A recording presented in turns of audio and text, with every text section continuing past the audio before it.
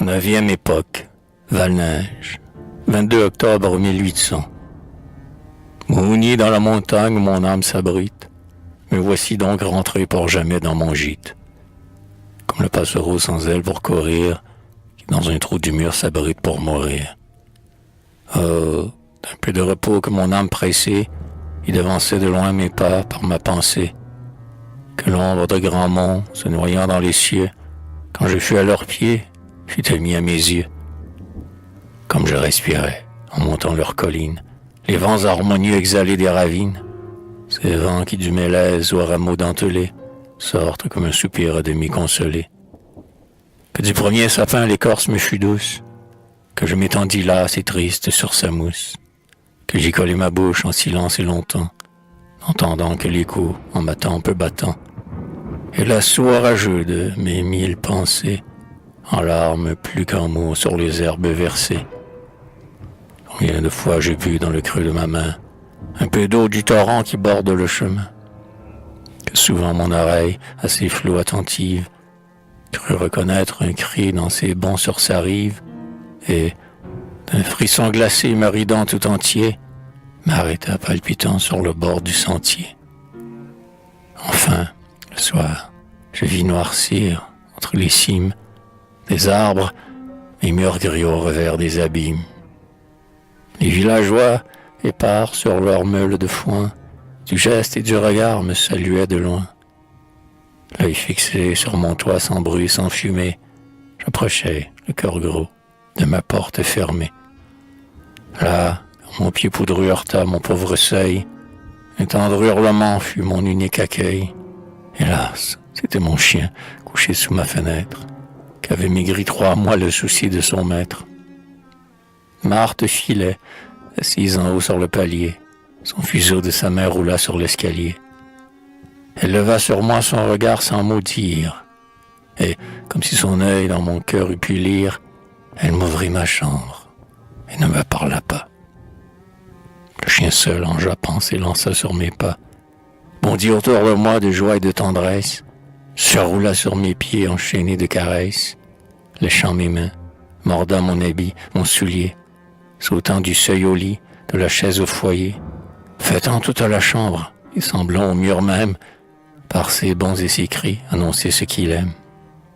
Puis, sur mon sac poudreux mes pieds détendus, me couva d'un regard dans le mien suspendu. Me pardonnerez-vous, vous qui n'avez sur terre pas même cet ami du pauvre solitaire? Mais ce regard si doux, si triste de mon chien, fit monter de mon cœur des larmes dans le mien. J'entourai de mes bras son cou gonflé de joie. Les gouttes de mes yeux roulèrent sur sa soie. Ô pauvre et seul ami, viens, lui dis-je, aimons-nous, car partout où Dieu mit 2 cœurs, s'aimer est doux. Hélas, rentrez tout seul dans sa maison déserte, sans voir à votre approche une fenêtre ouverte, sans qu'en apercevant son toit à l'horizon, on dise « Mon retour réjouit ma maison ». Une sœur, des amis, une femme, une mère, comptent de loin les pas qui me restent à faire. Et dans quel moment, ému de mon retour, ces murs s'animeront pour m'abriter d'amour. Rentrez seul dans la course glissée en silence, sans qu'au-devant du vôtre un pas connu s'avance, sans que de tant d'échos qui parlaient autrefois, un seul au moins tressaille à votre voix, sans que le sentiment amer qui vous inonde déborde hors de vous, non ce seul être au monde, excepté dans le cœur du vieux chien du foyer, que le bruit de vos pères en fait à aboyer. N'avoir que ce seul cœur à l'unisson du vôtre, où ce que vous sentez se reflète en un autre, que cet œil qui vous voit partir ou demeurer, qui sans savoir vos pleurs vous regarde pleurer, que cet œil sur la terre où votre œil se repose, et qui, si vous manquiez, manquerait quelque chose. C'est affreux peut-être, eh bien, c'est encore doux. Oh mon chien, le seul, si la distance entre nous, seul il sait quel degré de l'échelle de l'être sépare ton instinct de l'âme de ton maître. Mais seul il sait aussi par quel secret rapport tu vis de son regard et tu meurs de sa mort, et par quelle pitié pour nos cœurs il te donne, pour aimer encore ceux que n'aime plus personne.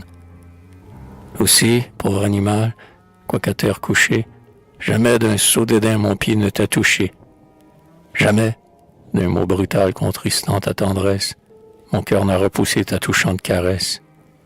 Mais toujours, toujours en toi je respectais ton maître et du mien l'ineffable bonté, comme on doit respecter sa moindre créature, frère à quelque degré qu'ait voulu la nature. Ah, mon pauvre Fido, quand tes yeux sur les miens, le silence comprend nos muets entretiens, quand au bord de mon lit épiant si je veille, un seul souffle inégal de mon sein te réveille, que, lisant ma tristesse en mes yeux obscurcis, dans les plis de mon front tu cherches mes soucis, et que, pour la distraire attirant ma pensée, tu mords plus tendrement ma main vers toi baissée. Que, comme un clair miroir, ma joie ou mon chagrin, en ton œil fraternel inquiet ou serein, que l'âme en toi se lève avec tant d'évidence, et que l'amour encore passe l'intelligence. Non, tu n'es pas du cœur la vaine illusion, du sentiment humain une dérision, un corps organisé qu'anime une caresse, automate trompeur de vie et de tendresse. Non, quand ce sentiment s'éteindra dans tes yeux, il se ranimera dans je ne sais quel cieux. De ce qui s'aima, tant la tendre sympathie, homme ou plante, jamais ne meurt anéanti. Dieu la brise un instant, mais pour la réunir, son sein est assez grand pour nous tous contenir. Oui, nous nous aimerons comme nous nous aimâmes, qu'importe à ces regards des instincts ou des âmes, partout où l'amitié consacre un cœur aimant, partout où la nature allume un sentiment, Dieu n'éteindra pas plus sa divine étincelle, dans l'étoile des nuits dont la splendeur ruisselle, que dans l'humble regard de ce tendre épagnol qui conduisait l'aveugle et meurt sur son cercueil. Oh, viens, mon ami, que mon pas réjouisse, ne crains pas que de toi devant Dieu je rougisse. Lâche mes yeux mouillés, mets ton cœur près du mien. Et, seul à nous aimer, aimons-nous, pauvre chien.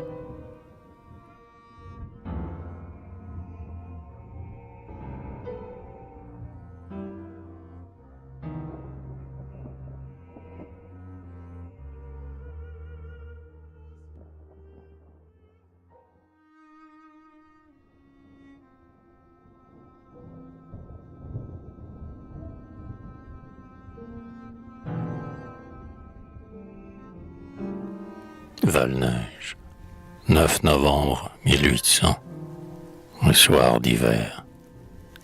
Oh, que l'année est lente, que le jour s'ennuie, pendant ces mois d'hiver où la sonore pluie, par l'ouragan fouetté battant les vitraux, du verre ruisselant obscurcit les carreaux. Que l'horizon, voilé par les brumes glacées, ainsi que mes regards, rétrécit mes pensées, et que je n'entends rien que le vent noir du nord, sifflant par chaque fente, en gémissant à cœur. Les cascades d'hiver, la chute monotone, l'avalanche en lambeaux qui bondit et qui tonne, et quelques gloussements de poules dans le cours, et Marthe son rouet qui file tout le jour. Alors, c'est alors que mon âme isolée, par tous les éléments dans mon sein refoulé, comme un foyer sans air se dévorant en moi, veut se fuir elle-même et cherche autour de soi, et sans l'ennui de vivre entrer par chaque pore, et regarde bien loin si quelqu'un l'aime encore. S'il est un seul vivant qui, par quelque lien, m'adresse un souvenir et se rattache au mien, et, ne voyant partout qu'indifférence et tombe, dans son vide sans bord tout son poids retombe. Tel, par la caravane au désert oublié, l'homme cherche de l'œil la trace d'un seul pied, et regarde, aussi loin que peut porter sa vue, s'il voit à l'horizon quelques points qui remuent, quelques tentes qui fument, ou quelques palmiers verts qui rompent à son regard la ligne du désert, mais qui, n'apercevant que des sables arides, dont le vent des cimaux n'a labouré les rides, sans espoir qu'aucun pied vienne le secourir, ferme les yeux au jour et s'assied pour mourir. Puis, comme un cœur brisé qu'un mot touchant ranime, criant vers le ciel du fond de mon abîme, je jette à Dieu mon âme, et je me dis, en lui, j'ai les eaux de ma soif, la fin de mon ennui.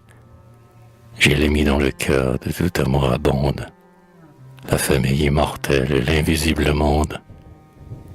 Et je prie, et je pleure, et j'espère, et je sens l'eau couler dans mon cœur aride, et je descends dans mon jardin trempé par les froides ondées, visiter un moment mes plantes inondées. Je regarde mes pieds si les bourgeons en pleurent, ont de mes personnages épanouis les fleurs. Je relève sous l'eau les tiges abattues, je secoue au soleil les cœurs de mes laitues. J'appelle par leur nom mes arbres en chemin, je touche avec amour leurs branches de la main. Comme de vieux amis de cœur, je les aborde, car dans l'isolement mon âme, qui déborde de ce besoin d'aimer, sa vie et son tourment, au monde végétal s'unit par sentiment. Et si Dieu réduisait les plantes en poussière, j'embrasserais le sol et j'aimerais la pierre. Je caresse, en rentrant sur le mur de ma cour, l'aile de mes pigeons tout frissonnant d'amour, où je passe et repasse une main sur la soie de mon chien, dont le poil s'hérisse de joie. S'il vient un rayon de blanc soleil, j'entends gazouiller mes oiseaux qui rêvent le printemps. Et, répandant ainsi mon âme à ceux qui m'aiment, sur mon isolement je me trompe moi-même. Et l'abîme caché de mon ennui profond se comble à la surface et le vide est au fond.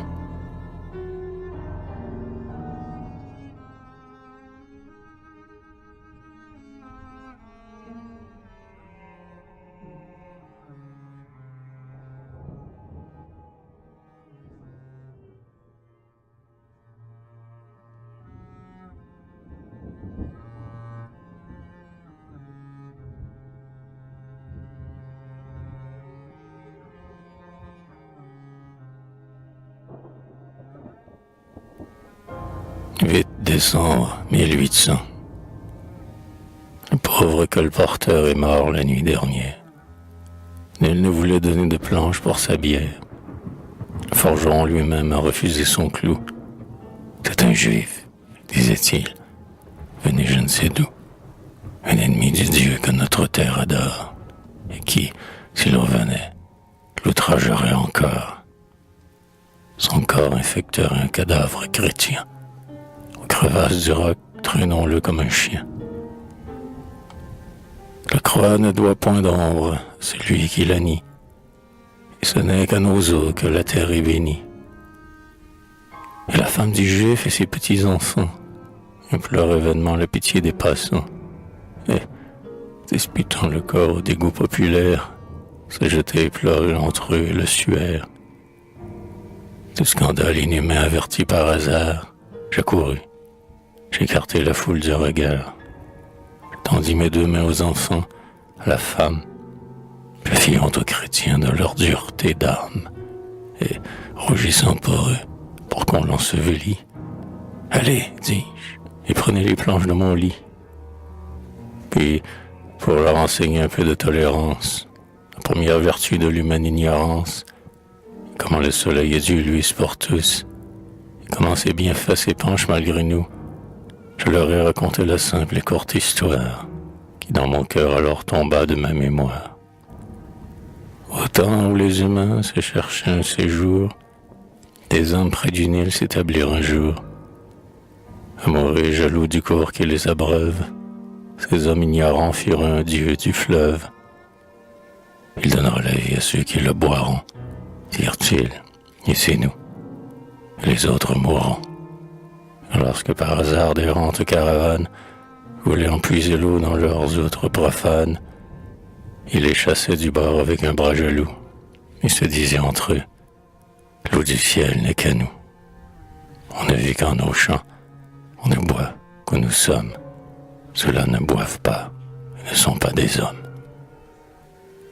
Or, l'ange du Seigneur, entendant ces discours, disait, que les pensées de ces hommes sont courts, et pour leur enseigner à leur dépend que l'onde du ciel qui la répand coule pour tout le monde, il amena de loin un peuple et ses chameaux, qui voulaient, en passant le Nil, boire à ses eaux. Et pendant que du Dieu les défenseurs stupides interdisaient son onde à leurs rivaux avides, l'ange du ciel furmure ouvrant le réservoir, sur l'un et l'autre armée à torrent fit pleuvoir. Et le peuple étranger but au lac des tempêtes, et l'ange dit à l'autre, insensé que vous êtes, la nuit abreuve au loin ceux que vous refusez, et sa source est plus haut que celle où vous puisez. Allez voir l'univers, chaque race a son fleuve, qui descend de ses bois, la féconde et la breuve. Et ces 1000 torrents viennent du même lieu, et tout onde s'épuise la grâce de Dieu. Il la verse à son heure et selon sa mesure, en fleuve, en ruisseau, plus bourbeuse ou plus pure. Si les vôtres, mortels, sont plus clairs et plus doux, gardez-vous d'être fiers, et moins encore jaloux. Sachez que vous avez des frères sur la terre, que celui qui n'a pas ce qui vous désaltère, à la pluie en hiver, la rosée en été, que Dieu lui-même puise au lac de sa bonté, qu'il donne ici-bas sa goutte à tout le monde, car tout peuple est son peuple, et tout onde est son onde. Cette religion qui nous enorgueillit, c'est ce fleuve fait Dieu dont on venge le lit. Vous croyez posséder seul les clartés divines, vous croyez qu'il fait nuit derrière vos collines, qu'autre jour celui qui ne s'éclaire pas marche aveugle essentiel dans l'ombre du trépas. Ah, sachez que Dieu seul, source de la lumière, la répand sur toute âme et sur toute paupière. Que chaque homme a son jour, chaque âge sa clarté, chaque rayon d'en haut sa part de vérité. Que lui seul, il sait combien de jours ou d'ombre contient pour ses enfants ce rayon toujours sombre. Si la vôtre est plus pure et plus tiède à vos yeux, marchez à sa lueur en rendant grâce aux cieux, et n'interposez pas entre l'astre et vos frères l'ombre de vos orgueils, la main de vos colères. Pour faire à leur regard luire la vérité, réfléchissez son jour dans votre charité, car l'ange qui de Dieu viendra faire l'épreuve juge le culte au cœur, comme à l'onde le fleuve. L'arc-en-ciel que Dieu peint est de toutes couleurs, mais l'éclat du rayon se juge à sa chaleur. Cette morale en drame retournait leur âme, et l'on se disputait les enfants et la femme.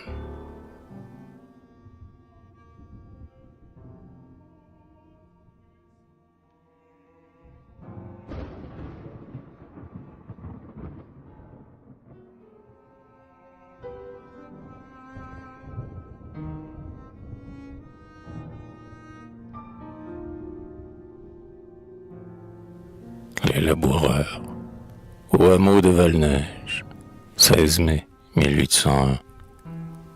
Quelquefois dès l'aurore, après le sacrifice, ma Bible sous mon bras, quand le ciel est propice, je quitte mon église et mes murs jusqu'au soir, et je vais par les champs m'égarer ou m'asseoir.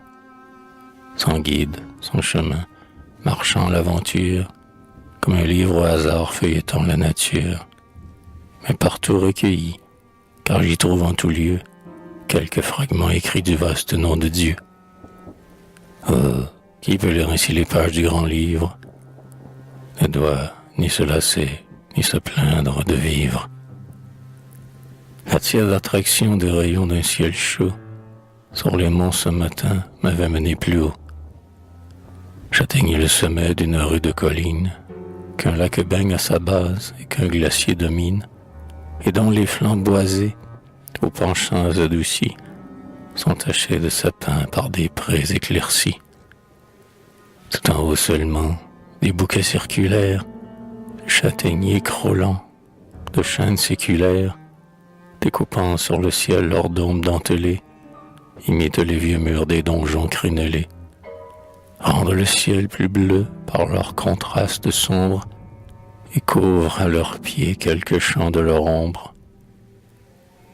On voit se penchant luire entre leurs rameaux le lac dont les rayons font scintiller les eaux, et glisser sous le vent la barque à l'aile blanche, comme une aile d'oiseau passant de branche en branche.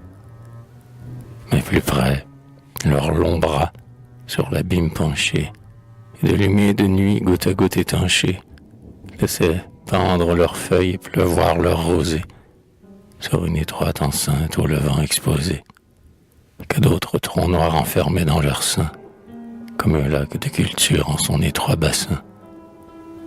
J'y pouvais, adosser le coude à leurs racines, tout voir sans être vu jusqu'au fond des ravines. Déjà, tout près de moi, j'entendais par moments monter des pas, des voix et des mugissements. C'était le pays de la haute chaumine, qui venait labourer son morceau de colline, avec son soc plaintif traîné par ses bœufs blancs, et son mulet portant sa femme et ses enfants. Et je pus, en lisant ma Bible ou la nature, voir tout le jour la scène et l'écrire à mesure. Sous mon crayon distrait, le feuillet de vin noir. Oh nature, on t'adore encore dans ton miroir. Laissant souffler ses baies, le jeune homme s'appuie, debout au tronc d'un chêne, et de sa main essuie la sueur du sentier sur son front mâle et doux. La femme et les enfants tout petits, à genoux, devant les bœufs privés, baissant leurs cornes à terre, leur cassent des rejets de frênes et de fougères, et jettent devant eux en verdoyant monceau les feuilles que leurs mains émondent des rameaux.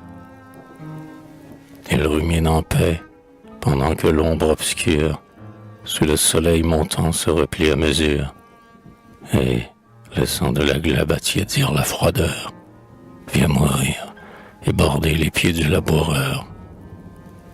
Il rattache le joug sous la forte courroie aux cornes qu'en pesant sa main robuste ploie. Les enfants vont cueillir des rameaux découpés, des gouttes de rosier encore tout trempées, ou jouent avec la feuille en vert feston les noux, que sur leurs fronts voilés les fiers taureaux secouent, pour que leurs flancs qui bat et leurs poitrails poudreux portent sous le soleil un peu d'ombre avec eux. Au joug de bois poli le timon s'équilibre, sous les cieux gémissants le soc se dresse et vibre. L'homme saisit le manche, et sous le coin tranchant, pour ouvrir le sillon, le guide au bout du champ. Oh travail, sainte loi du monde, ton mystère va s'accomplir. Pour rendre la glèbe féconde, de sueur il faut l'amollir. L'homme, enfant et fruit de la terre, ouvre les flancs de cette mer, où germent les fruits et les fleurs. Comme l'enfant mord la mamelle, pour que le lait monte et ruisselle du sein de sa nourrice en pleurs. La terre, qui se fond sous le soc qu'elle aiguise, en tronçon palpitant s'amoncelle et se brise, et, tout en s'entr'ouvrant, fume comme une chair qui se fend et palpite et fume sous le fer. En deux monceaux poudreux, les ailes la renversent, ses racines nues, ses herbes se dispersent, ses reptiles, ses vers, par le soc déterré, se tordent sur son sein en tronçons torturés. L'homme les foule aux pieds, et, secouant le manche, enfonce plus avant le glaive qui les tranche. Le timon plonge et tremble, et déchire ses doigts. La femme parle au bœuf du geste et de la voix. Les animaux, courbés sur leurs jarres et qui plient, pèsent de tout leur front sur le joug qui les lie. Comme un cœur généreux, leurs flancs battent d'ardeur. Ils font bondir le sol jusqu'en sa profondeur. L'homme presse ses pas, la femme suit à peine. Tous, au bout du sillon, arrivent hors d'haleine. Ils s'arrêtent. Le bœuf rumine, et les enfants chassent avec la main les mouches de leurs flancs. Il est ouvert, il fume encore, sur le sol, ce profond dessin. Ô terre, tu vis tout éclore du premier sillon de ton sein. Il fut un Éden sans culture, mais il semble que la nature, cherchant en l'homme un aiguillon, est enfouie pour lui sous terre sa destinée, son mystère, caché dans son premier sillon. Oh, le premier jour, la plaine, s'entr'ouvrant sous sa forte main, puis la sainte sueur humaine est reçue en dépouille le grain, pour voir la noble créature et des dieux servir la nature. Le ciel ouvert roule à son pli, les fibres du sol palpitèrent, et les anges surpris chantèrent le second prodige accompli. Et les hommes ravis lièrent au timon les bœufs accouplés, et les coteaux multiplièrent les grands peuples comme les blés. Et les villes, ruches trop pleines, débordèrent au sein des plaines, et les vaisseaux, grands alcyons, comme à leur nid les hirondelles, portèrent sur leurs larges ailes leur nourriture aux nations. Et, pour consacrer l'héritage du champ labouré par leurs mains, les bornes firent le partage de la terre entre les humains. Et l'homme, à tous les droits propices, trouva dans son cœur la justice, engrava le code en tout lieu, et, pour consacrer ses lois mêmes, s'élevant la loi suprême, chercha le juge et trouva Dieu. Et la famille, enracinée sur le coteau qu'elle a planté, refleurit d'année en année, collective immortalité. Et sous cette tutelle chérie, naquit l'amour de la patrie. Gland de peuple au soleil germé, semence de force et de gloire, qui n'est que la sainte mémoire du chant par ses pères semé. Les temples de l'invisible sortirent des flancs du rocher, et, par une échelle insensible, l'homme de Dieu put s'approcher. Les prières qui soupirent, et les vertus qu'elles inspirent, coulèrent du cœur des mortels. Dieu dans l'homme admira sa gloire, et pour en garder la mémoire, reçut l'épée sur ses autels. Un moment suspendu, les voilà qui reprennent, ainsi en parallèle, et sans fin vont et viennent, d'un bout du champ à l'autre, ainsi qu'un tisserand, dont la main, tout le jour, sur son métier courant, jette et retire à soi le lin qui se dévide, et joint le fil au fil sur sa trame rapide. La sonore vallée est pleine de leur voix, le merle bleu s'enfuit en sifflant dans les bois, et du chêne se brûlent les feuilles ébranlées, laisse tomber sur eux les gouttes distillées. Cependant le soleil darde à nu, le grillon semble crier de feu sur le dos du sillon. Je vois flotter, courir sur la glèbe embrasée, l'atmosphère palpable où nage la rosée, qui rejaillit du sol et qui bout dans le jour, comme une haleine en feu de la gueule d'un four. Des bœufs vers le sillon le joug plus lourd s'affaisse, l'homme passe la main sur son front, sa voix baisse, le socle glissant vacille entre ses doigts nerveux, la sueur de la femme imbibe les cheveux. Ils arrêtent le char à moitié de sa course. Sur les flancs d'une roche, ils vont lécher la source, et, la lèvre collée au granit humecté, savourent sa fraîcheur et son humidité. Oh, qu'ils boivent dans cette goutte, l'oubli des pas qu'il faut marcher. Seigneur, que chacun sur sa route trouve son eau dans le rocher. Que ta grâce les désaltère, tous ceux qui marchent sur la terre ont soif à quelque heure du jour. Fais alors l'œuvre desséchée, jaillir de ta source cachée, la goutte de paix et d'amour. Ah, tous ont cette eau de leur âme. Aux uns, c'est un sort triomphant, à ceux-ci le cœur d'une femme, à ceux-là le front d'un enfant. À d'autres l'amitié secrète, ou les extases du poète. Chaque ruche d'homme a son miel. Ah, livre leur soif assouvie, cette eau des sources de la vie. Mais ma source à moi n'est qu'au ciel.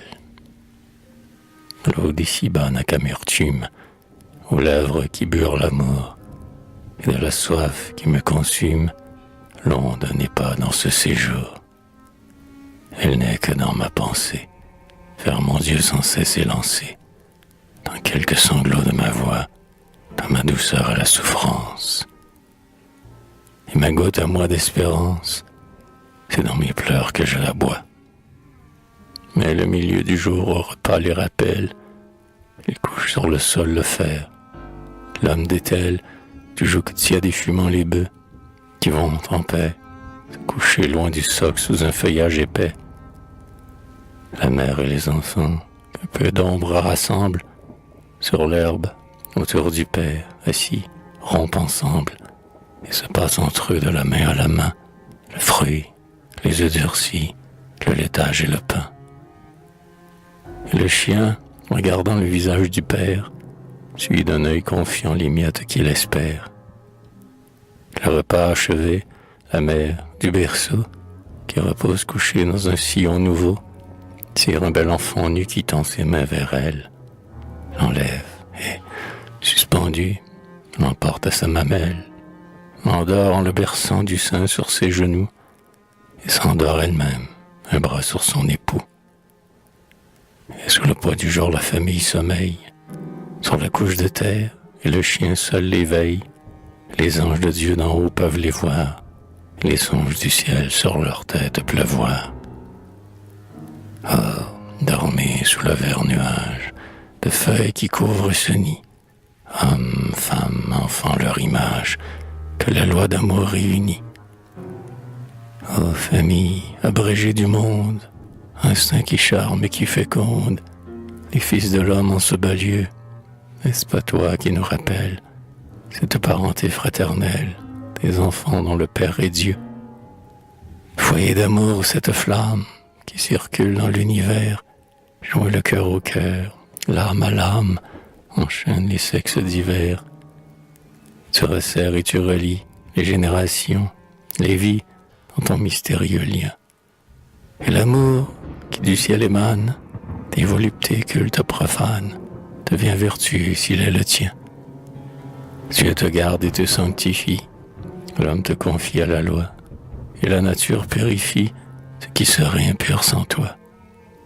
Sous le toit saint qui te rassemble, les regards, les sommeils ensemble, ne souillent plus ta chasteté, et, sans qu'aucun limon s'y mêle, la source humaine renouvelle les torrents de l'humanité. Ils ont quitté leur arbre et repris leur journée. Ce matin, en couchant, l'ombre déjà tournée s'allonge au pied du chêne et sur eux va pleuvoir.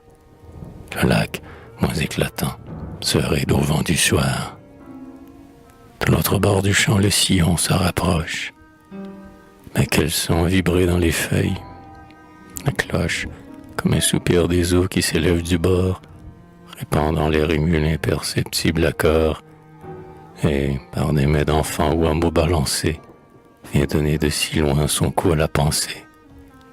Car l'angélus qui teinte et rappelle en tout lieu que le matin des jours et le soir sont à Dieu.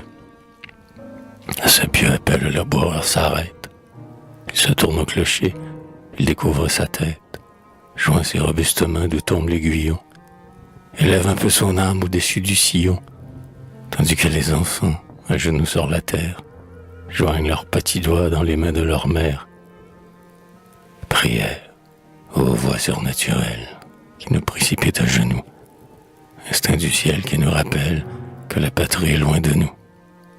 Vent qui souffle sur l'âme humaine, et de la paupière trop pleine, fait déborder l'eau de ses pleurs, comme un vent qui, par intervalles, fait pleuvoir les eaux virginales du calice incliné des fleurs. Sans toi, que serait cette fange? Un monceau d'un impur limon, où l'homme après la brute mange les herbes qu'il tond du sillon. Mais par toi, son aile cassée soulève encore sa pensée, pour respirer au vrai séjour, le désaltérer dans sa course, et lui faire boire à sa source l'eau de la vie et de l'amour. Le cœur des mères te soupire, l'air sonore roule ta voix, la lèvre d'enfant te respire, l'oiseau t'écoute au bord des bois. Tu sors de toute la nature comme un mystérieux murmure dont les anges savent le sens. Et ceux qui souffrent, et ceux qui crient, et ceux qui chantent, et ceux qui prient, n'est que cantique aux 1000 accents. Ô saint murmure des prières, fais aussi dans mon cœur trop plein, comme des ondes sur des pierres, chanter mes peines dans mon sein. Que la faible bruit de ma vie, en extase intime ravie, s'élève en aspiration. Fais que ce cœur que tu brises, instrument des célestes brises, éclate en bénédiction. Un travail est fini, l'autre aussitôt commence. Voilà partout la terre ouverte à la semence, aux corbeilles de joncs puisant en pleine main, en nuages poudreux la femme épand le grain. Les enfants, enfonçant les pas dans son ornière, sur sa trace, en jouant, ramassent la poussière, que de leurs mains étroites ils laissent retomber, et que les pas se reviennent leur dérober. Le froment répandue, l'homme attelle la herse, le sillon raboteux, la cahotte et la berce. En groupe sur ce char, les enfants réunis effacent sous leur poids les sillons aplanis. Le jour tombe, le soir sur les herbes s'essuie, et les vents chauds d'automne amèneront la pluie. Et les neiges d'hiver, sous leur tiède tapis, couvriront d'un manteau de duvet les épis, et les soleils dorés enjauniront les herbes. Et les filles des champs viendront nouer les gerbes, et, tressant sur leur front les bleuets, les pavots, iront danser en chœur autour des tas nouveaux. Et la meule broiera le froment sous les pierres. Et, choisissant la fleur, la femme des chaumières, levée avant le jour pour battre le levain, de ses petits enfants aura pétri le pain. Et les oiseaux du ciel, le chien, le misérable, ramasseront en paix les miettes de la table, et tous béniront Dieu, dont les fécondes mains, au festin de la terre appellent les humains. C'est ainsi que ta providence sème et cueille l'humanité, Seigneur, cette noble semence qui germe pour l'éternité.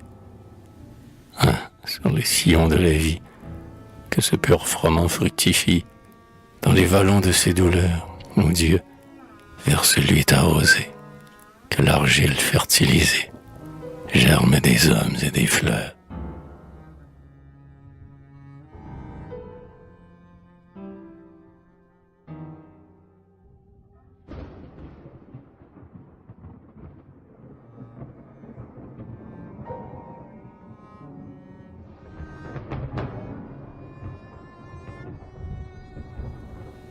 Val-Neige, juillet 1801. Deux frères aujourd'hui se disputaient un champ, dont la borne s'était déplacée en bêchant. Ils ont remis tous deux leur cause à ma parole, et je les ai jugés dans cette parabole.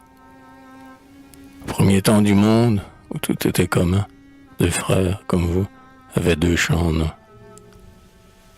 Comme l'un prenait moins et l'autre davantage, ils vinrent un matin borner leur héritage. Un seul arbre, planté vers le sommet du champ, dominait les sillons du côté du couchant. Un frère à l'autre dit, l'extrémité de l'ombre, nos sillons égaux coupent juste le nombre, que l'ombre nous partage. Ainsi fut convenu. Or l'ombre s'allongea quand le soir fut venu, jusqu'au bout du champ rampant descendu, fit un seul possesseur de toute l'étendue. Et il alla chercher les témoins de la loi, et leur dit, regardez, toute l'ombre est à moi. Et les juges humains en hommes le jugèrent, et le champ tout entier au seul frère adjugèrent. Et l'autre, par le ciel dépouillé de son bien, accusa le soleil, et s'enfuit avec à rien.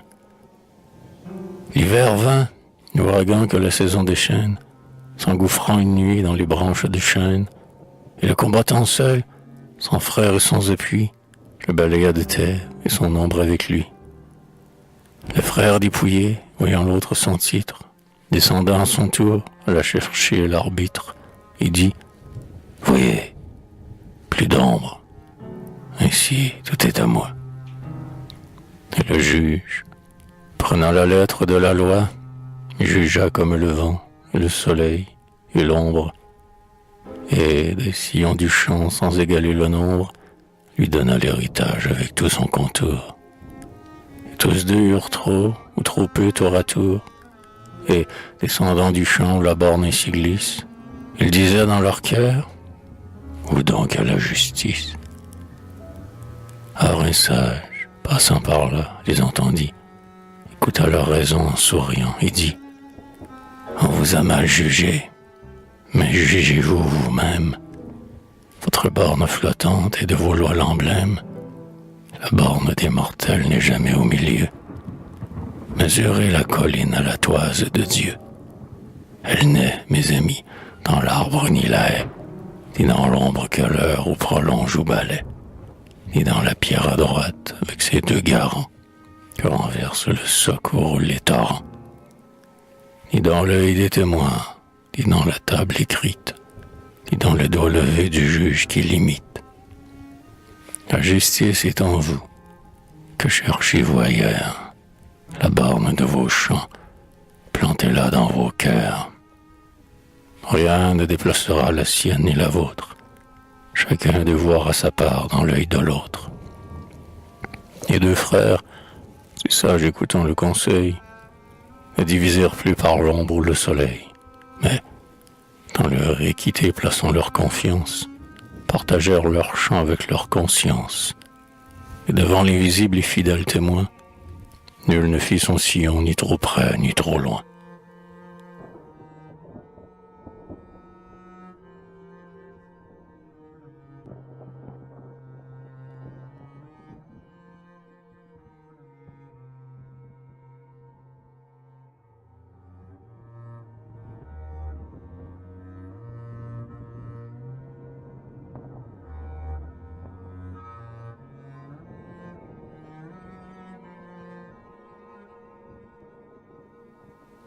Val-Neige, août 1801.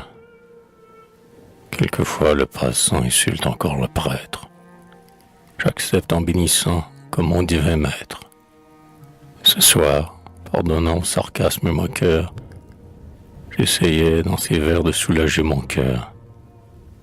Peut-être était-il beau quand Rome, reine et mère, de l'empire du monde évoquant la chimère, posait son pied d'airain sur la nuque des rois, lançait du Capitole une foudre bénie, et tentait d'allonger sa double tyrannie jusqu'au val-ombre de la croix.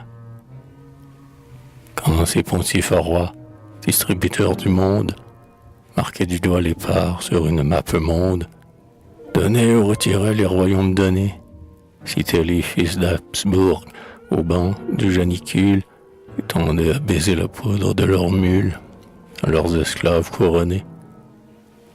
Quand ces pêcheurs, quittant le barque évangélique, tendaient sur l'univers leur filet politique, au lieu d'âmes pêchant des domaines de rois, et, pour combler le fisc d'une oisive opulence, jetaient l'or ou le fer dans la sainte balance, où Jésus avait mis ses poids. Lorsque, dans leur palais regorgeant de délices, tout l'or des nations coulait avec leurs vices, que le Tibre, souillé de profanation, s'étonnait de revoir des mains sacerdotales mener le grand triomphe ou d'autres saturnales sur les tombeaux des Scipions.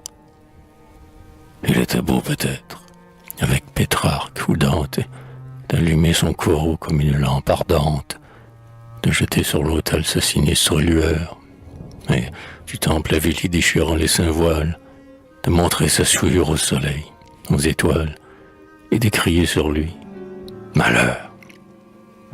Lorsque du cavalier la main rude et farouche tourmente un mort d'acier et fait saigner la bouche, l'obéissant coursier peut parfois tressaillir. Quand on souffle longtemps le charbon sous la vase, l'eau dormante à la fin, comme un cœur qui s'embrase, peut se soulever et bouillir. Alors quelque péril honore et quelque audace, alors le fer sacré, plus prompt que la menace, cimentait dans le sang le dogme universel, où l'interdit vengeur, ce Dieu étonnant de Rome, grondait sur le blasphème, arrachait l'homme à l'homme, maudissait le pain et le sel. Mais aujourd'hui, grand Dieu, que la ville éternelle voit ses mornes déserts s'élargir autour d'elle, qu'en pleurs elle s'assoit, veuve, entre deux tombeaux, que le vent seul, hélas, soulève sa poussière, et que le Tibre nu voit tomber pierre à pierre sa ville morte dans ses eaux. Quand les martyrs du Christ, se levant de leur tombe, ont ramené 2 fois son peuple aux catacombes et retrempé ses mains dans son sang répandu, quand l'ire du Seigneur, rude mais salutaire, a courbé du genou sa tête jusqu'à terre pour redresser l'arc détendu. Quand 2 fois en 10 ans les Gaulois, dans la poudre, par leurs cheveux blancs traînés, ces dieux sans foudre, et mis à nu le temple et l'autel à l'encan, et que de ce vieillard, qu'outrage encore la haine, l'un mourut sans tombeau, l'autre possède à peine l'ombre courte du Vatican. Quand le monde affranchi nage en paix dans son doute, que la croix du clocher redescend sous la voûte, et que, si nous venons pour prier au Saint-Lieu, on ferme à deux battants les portes de l'église, de peur que des soupirs l'écho ne scandalisent ceux qui craignent l'ombre d'un Dieu.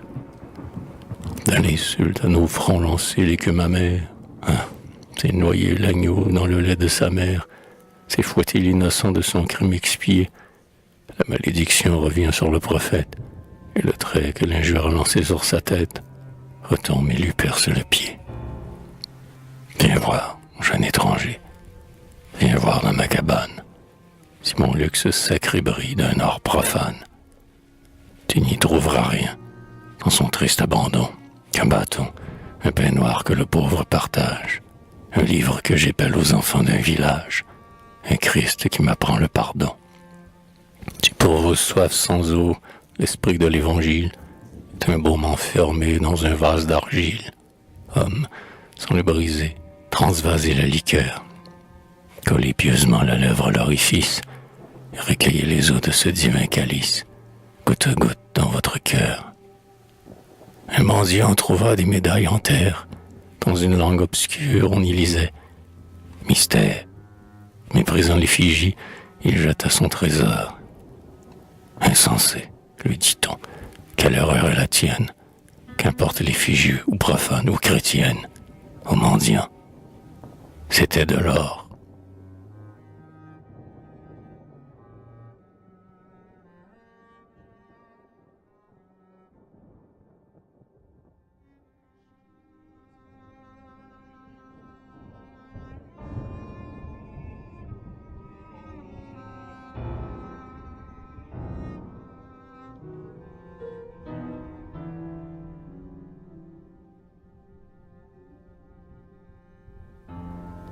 Val-Neige, 8 août 1801. J'instruis les enfants du village, et les heures que je passe avec eux sont pour moi les meilleures. Elles ouvrent le jour et terminent le soir. Oh, par un ciel d'été, qui n'aimerait avoir cette école en plein champ où leur troupe est assise, et les deux vieux noyés aux portes de l'église, avec ses fondements en terre enracinés, qui penchent leur feuillage et leurs troncs inclinés sur un creux vert de mousse, où dans le cailloutage s'échappe en bouillonnant la source du village.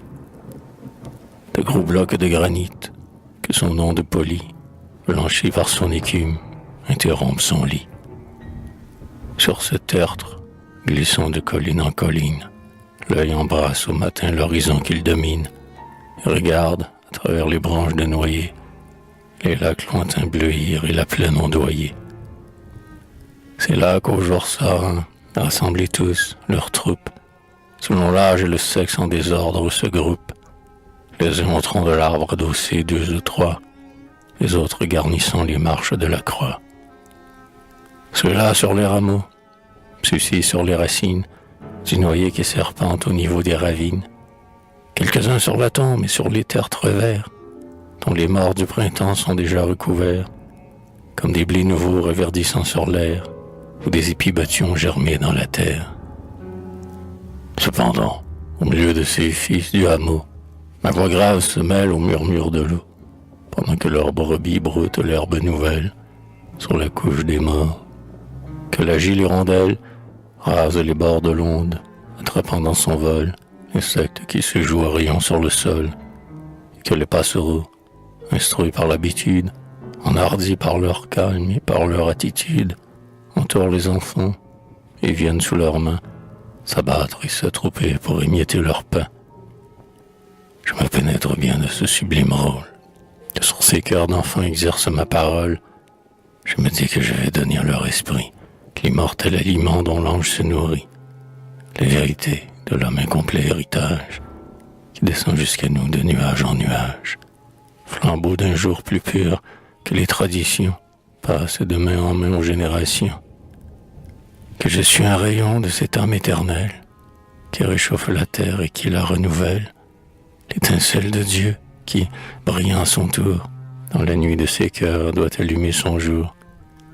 Et, la main sur leur front baissé, je lui demande de préparer mon cœur pour qu'un verbe y descende, d'élever mon esprit la simplicité de ces esprits d'enfants, aube de vérité, de m'adresser de jour pour eux dans mes paroles et de me révéler ces claires paraboles où le maître, abaissé jusqu'au sens des humains, faisait toucher le ciel aux plus petites mains. Puis je pense tout haut pour eux. Le cercle écoute, et mon cœur dans leur cœur se verse goutte à goutte. Je ne surcharge pas leur sens et leur esprit, du stérile savoir dont l'orgueil se nourrit. Bien plus que leur raison, j'instruis leur conscience. La nature et leurs yeux, c'est toute ma science. Je leur ouvre ce livre et leur montre en tout lieu l'espérance de l'homme et la bonté de Dieu. Pour leur enseigner Dieu, son culte et ses prodiges, je ne leur compte pas ces vulgaires prestiges qui, confondant l'erreur avec les vérités, font d'une foi céleste une crédulité. Honte au Dieu 3 fois saint prouvé par l'imposture, son témoin éternel à nous, c'est sa nature. Son témoin éternel à nous, c'est sa raison. Ses cieux sont assez clairs pour y lire son nom. Avec eux, chaque jour, je déchiffre et j'épelle de ce nom infini quelques lettres nouvelles. Je leur montre ce Dieu, tantôt dans sa bonté, mûrissant pour l'oiseau le grain qu'il a compté, tantôt dans sa sagesse et dans sa providence, gouvernant sa nature avec tant d'évidence, tantôt, mais aujourd'hui c'était dans sa grandeur. La nuit tombait, des cieux la sombre profondeur, laissait plonger les yeux dans l'espace sans voile, et dans l'air constellé compter les lits d'étoiles. Comme à l'ombre du bord on voit, sous des flots clairs, la perle et le corail briller au fond des mers. Celle-ci, leur disais-je, avec le ciel son nez, le rayon vient à nous sur des millions d'années. Des mondes que peut seul peser l'esprit de Dieu. Tels sont les soleils, les centres, le milieu. L'océan de l'éther les absorbe en ses ondes, comme des grains de sable. Et chacun de ces mondes est lui-même un milieu pour des mondes pareils, ayant ainsi que nous leur lune et leur soleil. Et voyant comme nous des firmaments sans terme s'élargir devant Dieu sans que rien leur enferme. Celles-là, décrivant des cercles sans compas, passer une nuit, ne repasseront pas. Du firmament entier, la page intarissable ne renfermerait pas le chiffre incalculable des siècles qui seront écoulés jusqu'au jour où leur orbite immense aura fermé son tour. Elles suivent la courbe où Dieu les a lancées. L'homme de son néant les suit par ses pensées. Et ceci, mes enfants, suffit pour vous prouver que l'homme est un esprit, puisqu'il peut s'élever à ce point de poussière et des ombres humaines, jusqu'à ces cieux sans fond et ces grands phénomènes. Car voyez, mesurez, interrogez vos corps, pour monter à ces feux, faites tous vos efforts. Vos pieds ne peuvent pas vous porter sur ces ondes, votre main ne peut pas toucher, peser ces mondes, dans les replis des cieux quand ils sont disparus. Derrière le rideau, votre œil ne les voit plus. Nulle oreille n'entend sur la mer infinie de leurs vagues d'éther l'orageuse harmonie. Le souffle de leur vol ne vient pas jusqu'à nous. Sous le dais de la nuit, il vous semble des clous. Et l'homme cependant arpente cette voûte. D'avance, à l'avenir, nous écrivons leur route. Nous disons celui qui n'est pas encore né. Quel jour, au point du ciel, tel astre ramené, viendra de sa lueur éclairer l'étendue et rendre au firmament son étoile perdue. Et qu'est-ce qui le sait? Et qu'est-ce qui l'écrit? Ce ne sont pas vos sens, enfants, c'est donc l'esprit. C'est donc votre âme immense, infinie, immortelle, qui voit plus que l'étoile et qui vivra plus qu'elle. Cette sphère dont l'éther et le bouillonnement ont emprunté de Dieu leur premier mouvement. Avez-vous calculé parfois dans vos pensées la force de ce bras qui les a balancés? Vous ramassez souvent dans la fronde ou la main la noix du vieux noyer, le caillou du chemin. Imprimant votre effort au poignet qui les lance, vous mesurez, enfant, la force et la distance. L'une tombe à vos pieds, l'autre vole à 100 pas, et vous dites « Ce bras est plus fort que mon bras ». Eh bien, si par leur jet vous comparez vos frondes, qu'est-ce donc que la main qui, lançant tous ces mondes dont l'esprit ne peut porter le poids, comme le jardinier qui s'émouche en ses pois, et fait fendre le vide et tourner sur eux-mêmes, par l'élan primitif sorti du bras suprême. Aller et revenir, descendre et remonter, pendant des temps sans fin que lui seul sait compter. Dans l'espace et du poids des siècles se jouent, et fait qu'au firmament ces 1000 chars s'enroulent, sont portés sans ornière et tournent sans essieu. Courbons-nous, mes enfants, c'est la force de Dieu. Maintenant, cherchez-vous quelle est l'intelligence qui croise tous les fils de cette trame immense et les fait l'un vers l'autre à jamais gravité, sans que dans leur orbite ils aillent se heurter. Enfants, quand vous allez paître au loin vos génisses, au flanc de la montagne, au bord des précipices, cassés sur un roc, vous avez sous vos pas ce lac bleu comme un ciel qui se déploie en bas. Vous voyez quelquefois l'essaim des blanches voiles, disséminés sur l'eau comme au ciel les étoiles, de tous les points du lac se détacher des bords, sortir des golfes verts ou rentrer dans les ports, ou, se groupant en cercle, avec la proue écrire des évolutions que le regard admire. Mais vous ne craignez pas, mes amis, cependant, que ces frêles esquifs, l'un l'autre s'abordant, se submergent sous l'onde, ou que leurs blanches ailes, se froissant dans leur vol, se déchirent entre elles. Car, quoique sous la voile on ne distingue rien dans cet éloignement, pourtant vous savez bien que de chaque nacelle un pêcheur tient la rame, que chacun des bateaux a son œil et son âme, qui gouverne à son gré sa course de la main, et lui fait discerner et choisir son chemin. Mais bien, pour diriger sur l'eau cette famille, s'il faut une pensée à la frêle coquille, ces mondes que de Dieu l'effort seul peut brider, n'en aurait-il pas une aussi pour se guider? Ils en ont, mes enfants. Dieu même est leur pilote. C'est lui qui dans son ciel a fait cingler leur flotte. Chacun de ces soleils, éclairé par son œil, sait sur ces océans son port ou son écueil. Tous ont reçu de lui le signal et la route pour paraître à son heure, à leur point de sa voûte. L'œuvre de chaque globe a son appel monté et de glorifier sa sainte volonté, de suivre avec amour le sentier qu'il lui trace et de refléter Dieu dans le temps et l'espace. Et tous, obéissant, de rayon en rayon, se transmettent son ordre et font luire son nom. Et sa gloire en jaillit de système en système.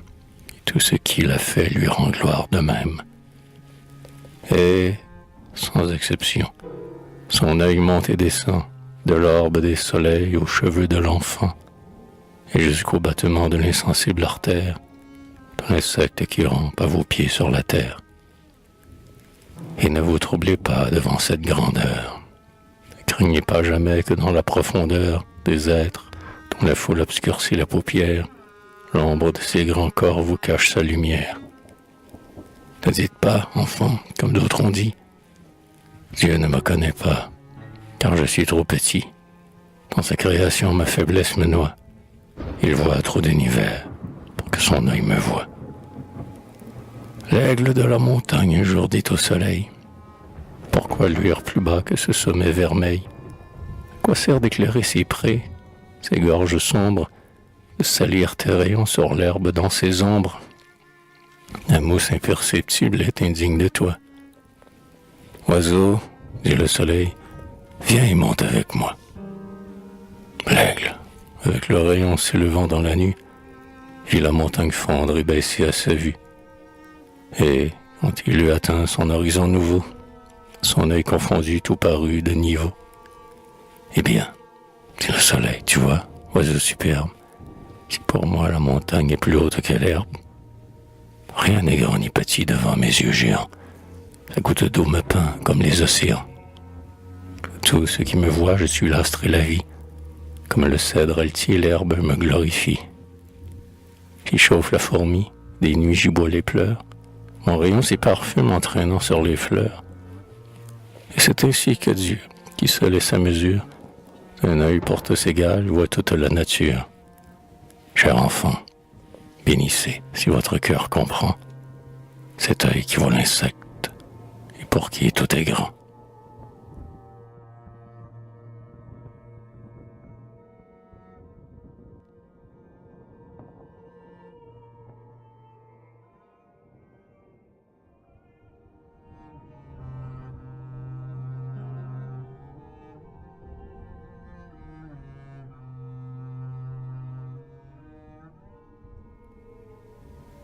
« 21 novembre 1802. Je suis le seul pasteur de ces pays sauvages. Pauvre troupeau sans guide. Un homme tout en âge est monté jusqu'ici d'un village lointain. Il a marché toujours depuis le grand matin. Dans un petit hameau du chemin d'Italie, une femme malade, dit-il, recueillie, jeune, belle et mourante, à ses derniers instants. Elle demande un prêtre. Arriverai-je à temps?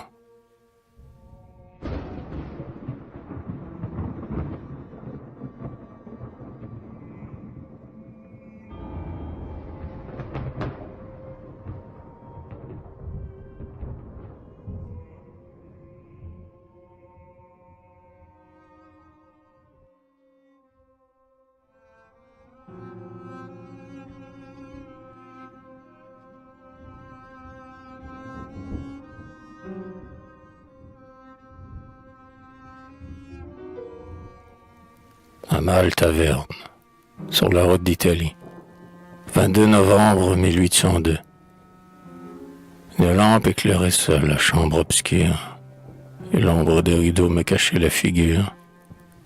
Je ne distinguais rien dans cette obscurité, qu'un front pâle et mourant sur l'oreiller jeté, de longs cheveux blonds répandus en désordre, que sur un sein deux mains d'albâtre semblaient tordre, et qui, lorsque ses mains les laissaient se pencher, roulaient des bords du lit jusque sur le plancher.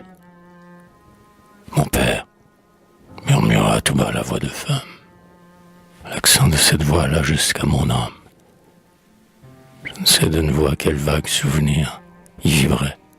Je n'ai pu qu'à demi retenir un cri que le respect refoula dans ma bouche, et je m'assis tremblant au chevet de la couche.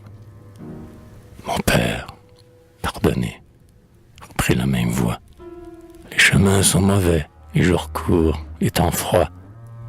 Je vous ai fait venir de loin, bien loin peut-être.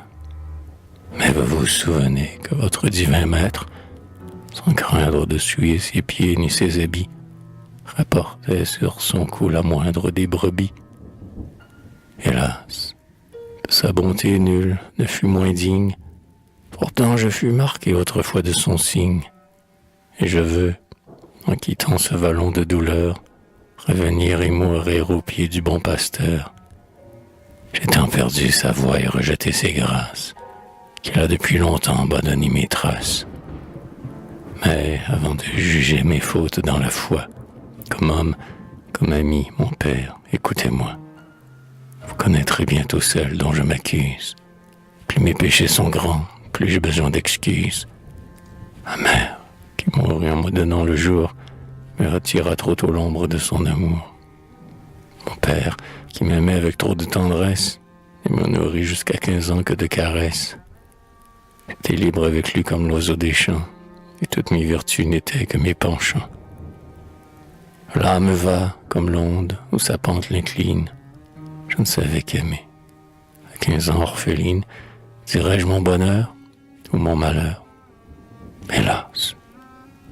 Fit descendre du ciel un ami sur mes pas, un jeune homme au front d'ange, et tel qu'un cœur de femme en apporte en naissant l'image dans son âme, tel que plus tard, hélas, son cœur en rêve en vain, fier, tendre, à l'œil de flamme, au sourire divin, météore qui donne à l'âme un jour céleste, et de la vie après décolore le reste.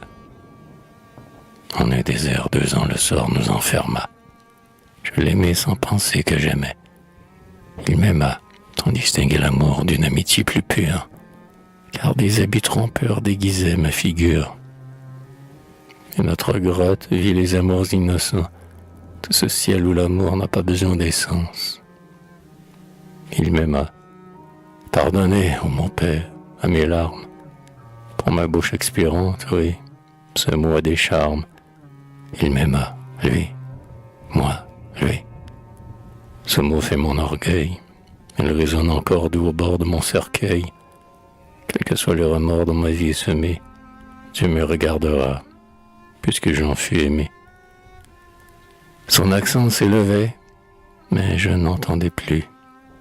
Florence, c'était elle, un bruit sourd et confus, tintait dans mon oreille et grondait dans ma tête. Mon front, mon cœur, mon sang n'étaient qu'une tempête. Les objets s'effaçaient sur mon regard errant. Mes pensées dans mon front roulaient comme un torrent. Et mon esprit flottant sur toutes, sur aucune, en vain comme un éclair, voulait en saisir une. Chacune, tour à tour, fuyait et m'entraînait. Dans mon chaos d'esprit, tout croulait, tout tournait. Si je parlais, ma voix me ferait reconnaître. Avec le saint pardon, je la tuerais peut-être. Indiscret confident, si je n'osais parler, ces douloureux secrets allaient se révéler. Coupable de parler, coupable de me taire, j'allais trahir sa vie ou mon saint ministère. Pouvais-je, homme de Dieu, me récuser? Oh non. Oh, qui lui donnerait mieux le divin pardon? Quel cœur plus aimé la brûlante prière appellerait la paix de Dieu sur ses paupières? Quel pleur s'unirait plus à ses pleurs? Quelle main, du festin de la mort, lui romprait mieux le pain? Quel adieu plus tendre, à ce départ suprême, accompagnerait mieux que cette voix qu'elle aime? Oh, sans doute c'était Dieu qui me l'envoyait, et qui par ce seul jour, en une heure, payait de mon amour vaincu le si long sacrifice. Il m'avait réservé ce jour dans sa justice, me rapportant Laurence à son dernier moment. Sa grâce et du pardon me faisaient l'instrument. J'allais donner le ciel dans l'auguste mystère à celle à qui j'aurais voulu donner la terre. Et j'allais envoyer m'attendre dans les cieux le souffle de mon sang, le rayon de mes yeux. Dans la confusion de ce doute terrible, j'étais sans mouvement comme un bloc insensible.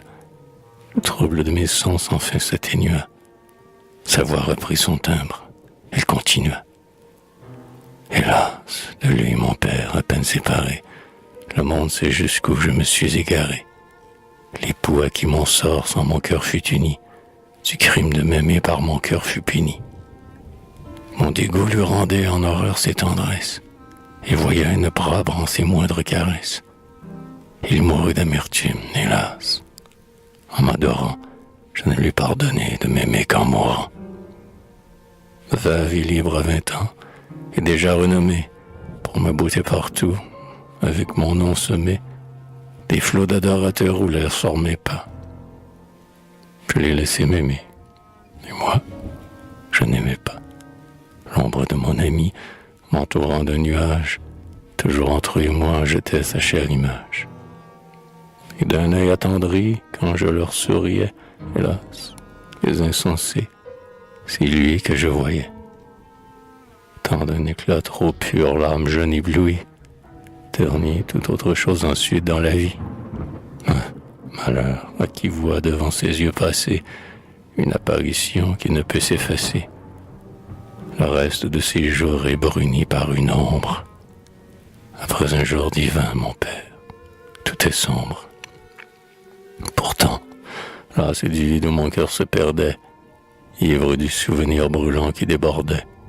J'essayais quelquefois de me tromper moi-même, de regarder un front et de dire « Je l'aime ». J'écoutais comme si mon cœur avait aimé, mais froide au sein du feu que j'avais allumé, je sentais tout à coup défaillir ma pensée. transir mon cœur brûlant sous une main glacée. Je repoussais l'objet indigne loin de moi. Je disais en courroux, va-t'en, ce n'est pas toi. Et cherchant au hasard parmi ceux qui m'adorent une autre illusion, je la chassais encore. Un angélique amour, l'ineffaçable odeur, au moment de tomber, me remontait au cœur, et la goutte du ciel sur mes lèvres restées rendait toute autre coupe amère et détestée. Aussi, bien que tant d'ombre éternue ma beauté, bien qu'un monde, témoin de ma légèreté, sur mes goûts fugitifs mesurant mes faiblesses, m'ait mis au rang honteux des grandes pécheresses, et que j'eusse voulu, du mal faisant mon bien, venger sur d'autres cœurs les tortures du mien, payer de ma vie ou de ma renommée la puissance d'aimer comme j'étais aimé. Quoique ne regardant que d'un cœur ennemi le Dieu qui m'arrachait mon frère et mon ami, je le dis devant vous, devant ce Dieu lui-même, devant les vérités qui lui au jour suprême, devant le cher fantôme et le saint souvenir, celui qu'en mentant je craindrais de ternir, non par ma force, hélas, mais par mon impuissance, par mépris, par dégoût, plus que par innocence. Mon cœur est resté vierge et pur jusqu'à ce jour. Oui, mon âme est encore vierge à force d'amour, et rapporte au tombeau, sans l'avoir altéré, l'image de celui qui l'avait consacré. Et cependant mes jours, brûlés par la douleur, s'en allaient dessécher, pâlis dans leurs fleurs. Et je sentais ma vie, à sa source blessée, mourir, toujours mourir au coup d'une pensée. Comme un arbre au printemps, que le ver pique au cœur, mon front jeune cachait ma mortelle langueur. Mais je voyais la mort, là tout près, sur ma voie, et j'en avais dans l'âme une féroce joie.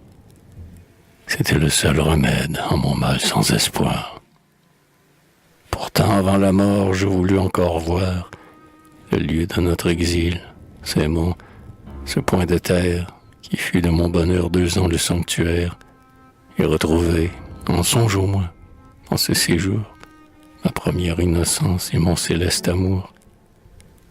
Je revis le désert et la roche escarpée, et là, du dernier coup, mon âme fut frappée.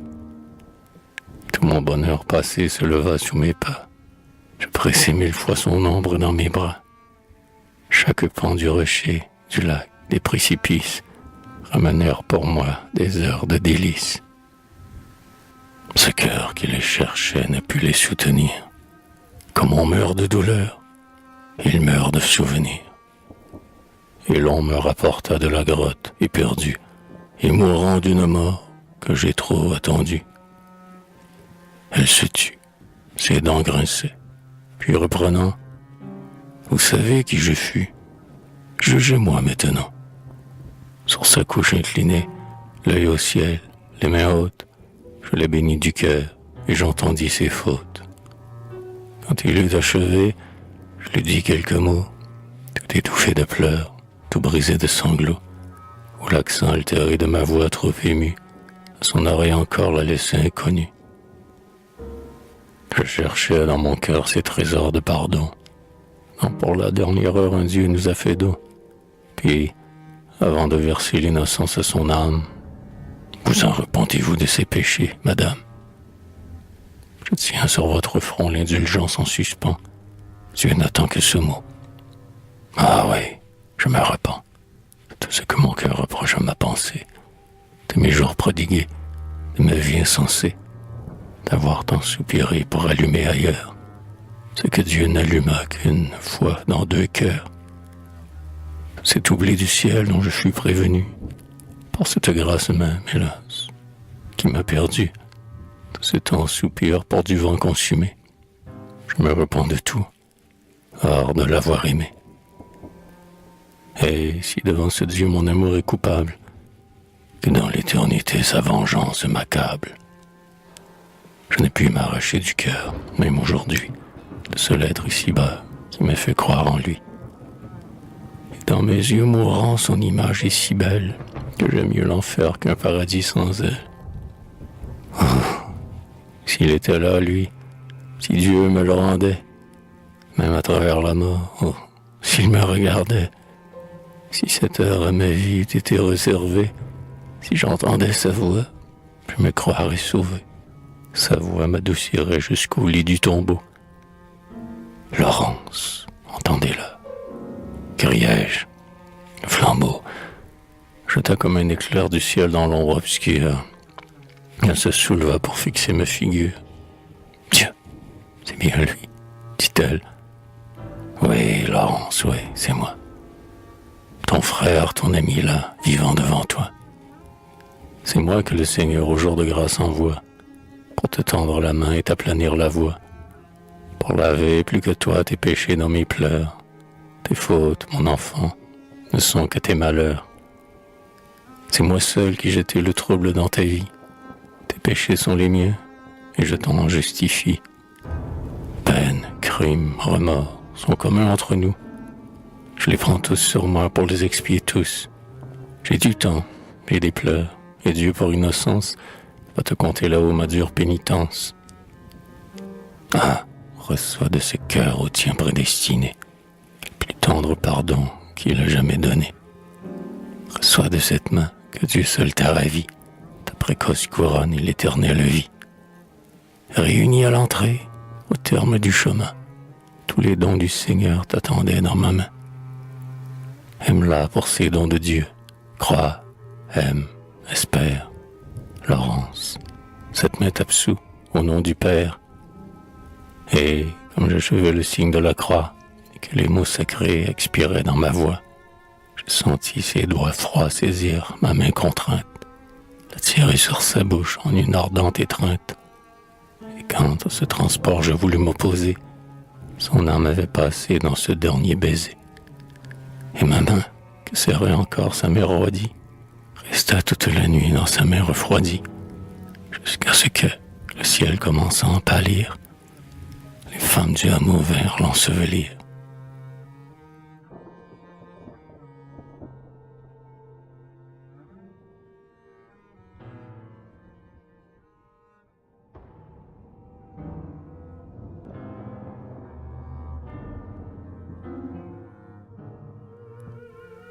Au hameau de Maltaverne, 24 novembre 1802.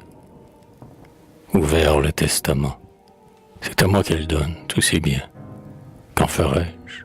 Elle prie, elle ordonne qu'au tombeau paternel son corps soit rapporté. La nuit, par un seul prêtre, la fosse escortée, pour que son cœur mortel s'endorme et ressuscite, au seul lieu d'ici-bas que sa pensée habite. Ah, Laurence, ah, c'est moi qui t'y coucherai, dans ta tombe, ô ma sœur, c'est moi qui t'étendrai. Cette voix, jadis si chère à ton oreille, oh, que ce soit aussi moi seul qui t'y réveille. Ce corps, je le reçois, mais c'est bien, je l'y rends. Ce n'est que dans le ciel que nous sommes parents. Mon nom, dans cet écrit, que le feu le dévore. Dieu le sait, il suffit que le monde l'ignore. 26 novembre 1802, de la grotte des Aigles.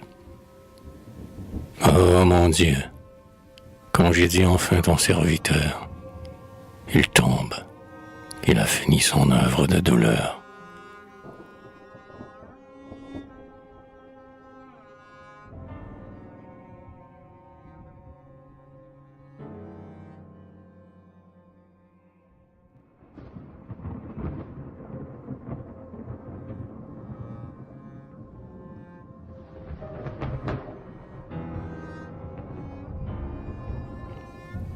« 27 novembre 1802. 4 hommes des chalets, sur des branches de saule, étaient venus chercher le corps sur leurs épaules. Nous partîmes la nuit, eux, un vieux guide et moi. Je marchais le dernier, un peu loin du convoi, peur que le sanglot, que j'étouffais à peine, ait trahi dans le prêtre une douleur humaine, et que sur mon visage en pleurs on a pu voir lutter la foi divine avec le désespoir. C'était une des nuits sauvages de novembre, dont la rigueur saisit l'homme par chaque membre, ou sur le sol, qui meurt d'âpres sensations, tout frissonne ou gémit dans des convulsions. Les sentiers creux, glissant sous de fines pluies, buvaient les brouillards froids que la montagne essuie. Les nuages rasaient les arbres dans leur vol. La feuille en tourbillon ondoyait sur le sol. Les vents lourds de l'hiver, qui soufflaient par rafales, échappés des ravins, hurlaient par intervalles, secouaient le cercueil dans les bras des porteurs, et, détachant du drap la couronne de fleurs qu'avaient mis au linceul les femmes du village, en jetaient en sifflant les feuilles au visage. Symbole affreux du sort, qui jette avec mépris au front de l'homme heureux son bonheur en débris. La lune, qui colle entre les pâles nus, tantôt illuminait les pins des avenues, et tantôt, retirant dans le ciel sa clarté, nous laissait à tâtons percer l'obscurité. Et moi, pour accomplir mon cruel ministère, sous mon front mort et froid, enfermant mon mystère, j'essayais de chanter, dans un saignant effort, quelques notes des chants consacrés à la mort. Et ma voix, chaque fois, dans mon sein repoussé, se brisait en tronquant l'antienne commencée. Et mes pleurs dans mes chants revelaient à grands flots, sortant, avec mes cris, les changeaient en sanglots. Ô chant de paix des morts qui démentait mon âme, cœur funèbre chanté pendant l'horreur du drame, vous n'êtes jamais sorti des voix d'un cœur, en faisant éclater plus de fibres du cœur. Et cependant, mon Dieu, faut-il que je l'avoue, un éclair quelquefois souriait sur ma joue, une amère douceur venait me soulager. Comme un homme qui sent son fardeau plus léger, je me disais de l'âme, en m'excitant moi-même, allons, je n'ai donc plus qu'à suivre ce que j'aime.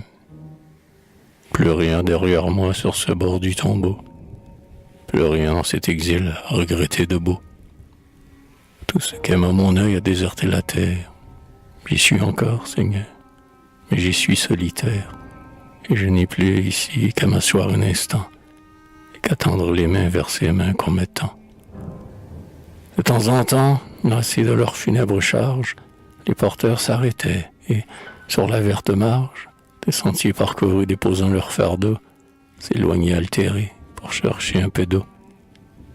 Seul alors, il restait un moment en prière, à genoux, et le front sur le front de la bière, et laissant sur le bois mes lèvres se poser, de l'éternel amour chaste et secret baiser. Puis je me relevais et reprenais ma course, comme si j'avais bu moi-même à quelque source.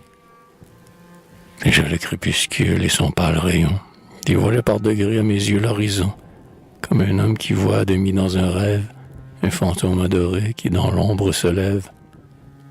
Chaque place parlait de Laurence à mes yeux. C'était la roche creuse où le berger pieux venait cacher pour nous le pain de nos délices. C'était l'onde écumante au fond des précipices. L'arche, le premier jour, je l'avais aperçue. La rive où sur mon cœur mes bras l'avaient reçue. La neige où je croyais voir encore goutte à goutte le sang d'un père hélas qui nous traçait la route. Puis le vallon rempli pour nous de tant de jours, d'innocente amitié, de célestes amours. Le lac rit dans ses eaux comme un tissu de soie, dont les vagues pour nous semblaient bondir de joie. Les 5 chênes sur l'herbe étendant leurs bras noirs. Ces lieux de nos bonheurs et de nos désespoirs, où le drame divin de tout notre jeune âge avait à chaque site attaché son image. Et nous la déposions quelquefois, par hasard, à la place au soleil sur l'herbe, où mon regard se souvenait soudain de l'avoir vue assise, avec moi sur les fleurs, fleurs que son cercueil brise. Et son rire et ses dents, ses yeux, son front, sa voix, me rentraient dans le cœur comme un coin dans le bois, et je me détournais un peu vers le rivage, pour que le vent du lac me séchât le visage. Enfin, près du sépulcre à son père creusé, pour la dernière fois le corps fut déposé.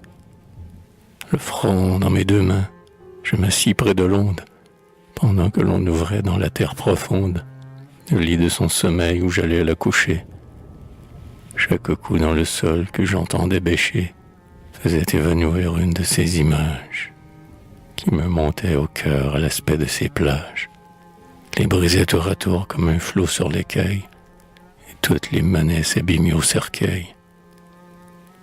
Quand il fut préparé, dans le sillon suprême, je voulus sur mes bras la recevoir moi-même, afin que ce beau corps, sous ma main endormie, s'appuyât, même là, contre ce cœur ami. La pressant sur mon sein comme une pauvre mère qui pose dans son berceau son fruit dormant à terre, sur le sol aplani, muet, je l'étendis. Et, tirant doucement le sable, j'entendis la terre sous mes pieds, par le pâtre jeté, tomber et retentir à sourde pelletée, jusqu'à ce que la terre, exaucant son niveau, me rendit au grand jour les pieds sur son tombeau.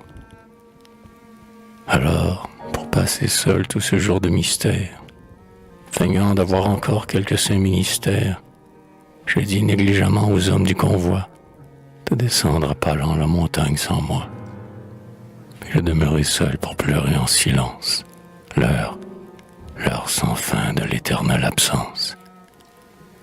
Oh, ce qui se passa dans ces veilles de deuil, entre cette âme et moi couchés sur ce cercueil, ce qui se souleva d'amour et d'espérance, du fond de cette fosse où m'appelait Laurence. Si ma main le pouvait, je ne l'écrirais pas. Il est des entretiens de la vie au trépas, il est des mots sacrés que l'âme peut entendre, que nulle langue humaine en accent ne peut rendre, qui brûlerait la main qui les aurait écrits, et qu'il faut, même à soi, mourir sans avoir dit. Quand j'eus seul devant Dieu pleuré toutes mes larmes, je voulus sur ces lieux si pleins de triste charme attacher un regard avant que de mourir, et je passai le soir à les tous parcourir. Oh, quand peu de saisons les étés et les glaces avaient fait du vallon évanouir nos traces, et que, sur ces sentiers si connus de mes pieds, la terre, en peu de jours, nous avait oubliés. La végétation, comme une mer de plantes, avait tout recouvert de ses vagues grimpantes. La liane et la ronce entravaient chaque pas. L'herbe que je foulais ne me connaissait pas. Le lac, déjà souillé par les feuilles tombées, les rejetait partout de ses vagues plombées. Rien ne se reflétait dans son miroir terni, et son écume morte au bord avait jauni. Les chênes qui couvraient l'antre de leurs racines, d'eux, hélas, n'étaient plus que de mornes ruines. Leurs troncs couchés à terre étaient noirs et pourris. Les lézards de leur cœur s'étaient déjà nourris. Un seul encore debout, mais tronqué par l'orage, étendait vers la grotte un long bras sans feuillage, comme ces noirs poteaux qu'on plante avec la main pour surmonter la neige et marquer un chemin. Ah, je connaissais trop cette fatale route. Mes genoux fléchissants m'entraînaient vers la voûte. J'y marchais pas à pas sur des monceaux mouvants, de feuillages d'automne entassés par les vents. Et foulant ces débris que le temps décompose, j'entendis résonner et craquer quelque chose sous mon pied. Vers le sol jauni, je me baissai. C'étaient des ossements, et je les ramassai. Je reconnus au pied notre pauvre compagne, notre biche oubliée en quittant la montagne, et qui, morte sans doute ou de faim ou de deuil, avait laissé ses os blanchis sur notre seuil. J'entrai sans respirer dans la grotte déserte, comme un mort dont les siens ont oublié la perte, rentrerait inconnu dans sa propre maison, dont les murs qu'il bâtit ne savent plus son nom.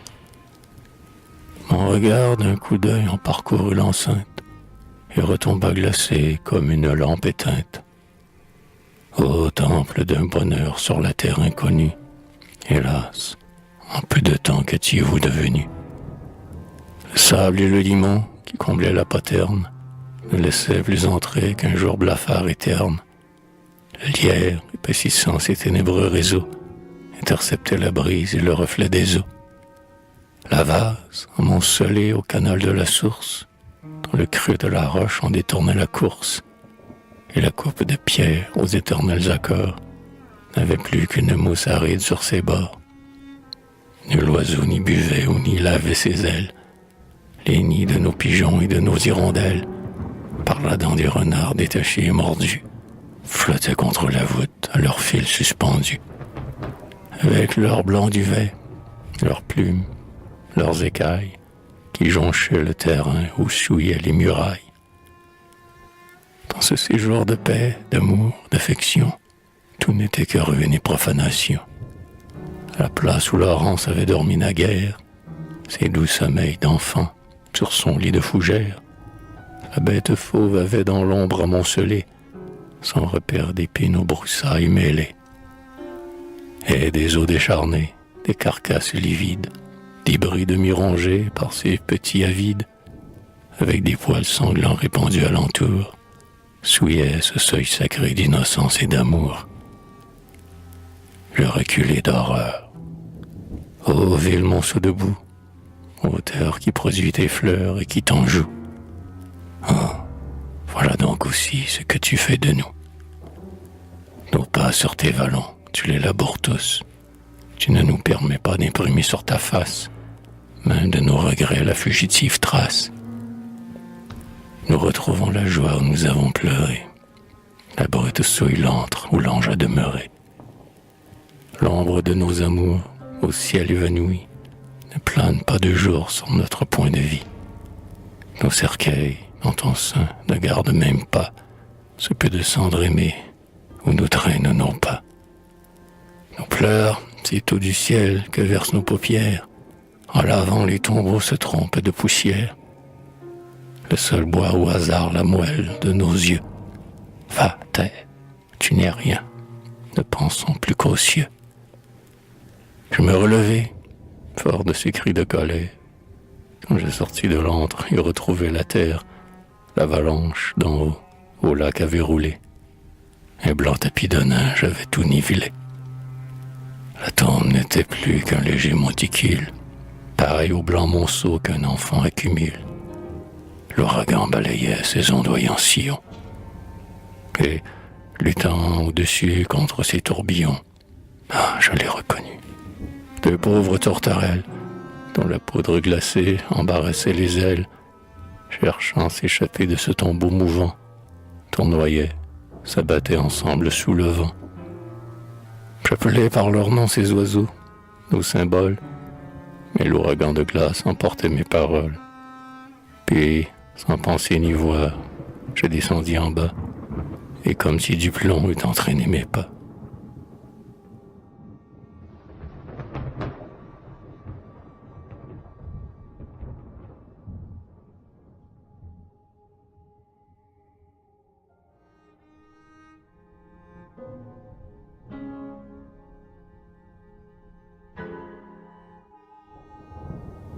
Val-Neige, novembre 1802, écrit sur une page de l'imitation de Jésus-Christ. Quand celui qui voulut tout souffrir pour ses frères, en ses coupes sanglantes eut vidé nos misères, il laissa dans le vase une âpre volupté, et cette mort du cœur qui jouit d'elle-même, cet avant-goût du ciel dans la douleur suprême, ô mon Dieu, c'est ta volonté. J'ai trouvé comme lui, dans l'entier sacrifice, cette perle cachée au fond de mon calice, cette voix qui bénit à tout prix, en tout lieu. Quand l'homme n'a plus rien en soi qui s'appartienne, quand de ta volonté ta grâce a fait la sienne, le corps est homme, et l'âme est Dieu.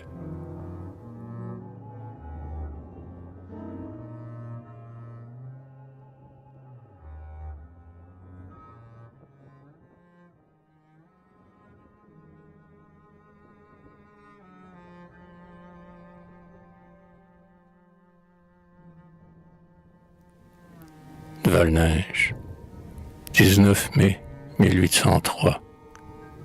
Hélas, depuis 6 mois j'avais cessé d'écrire. Mon âme chaque jour de 1000 morts expire, depuis que la misère et les contagions montent pour décimer ces hautes régions. Qu'importaient à mes yeux ces miroirs de ma vie? Mes yeux sont tout trempés des larmes que j'y suis.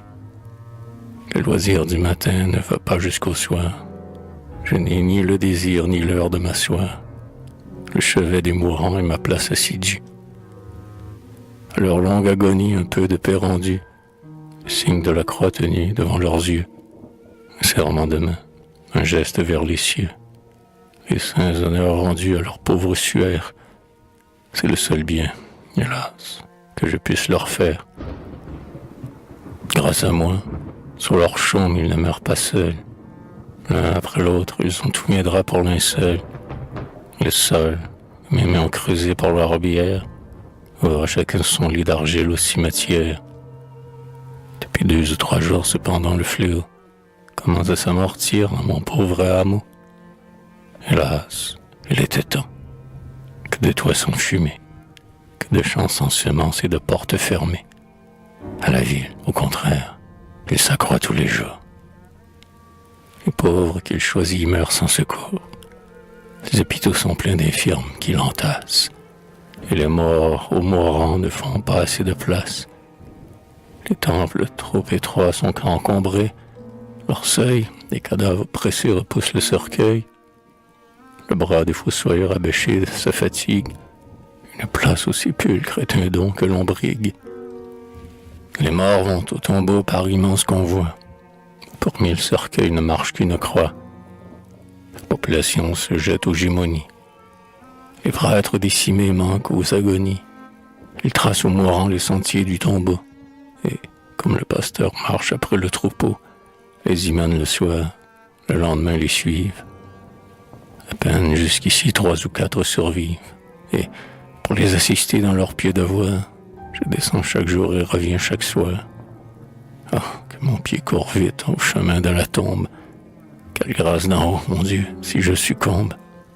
Si moi, qui donnerais pour rien mes jours flétris, pour mes frères sauvés, vous leur donniez un prix.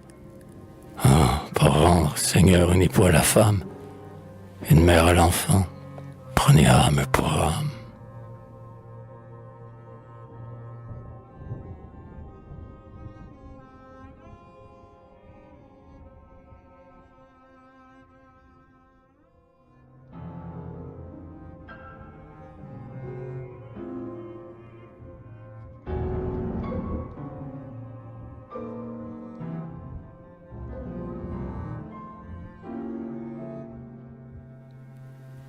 Valneige, 16 décembre 1803.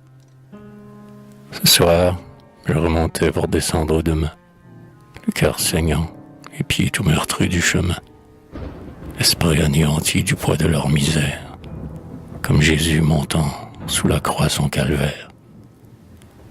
Je récitais tout bas les psaumes consacrés pour les âmes de ceux que j'avais enterrés. La nuit enveloppait les muettes campagnes. Seulement, en montant les crêtes des montagnes, que la lune tardive allait bientôt franchir, d'une écume de jour commençait à blanchir. Elle parut enfin, comme un charbon de braise qu'on tire avant le jour du creux de la fournaise, et, glissant sur la pente en ruisseau de clarté, éclaira mon sentier de tout autre écarté.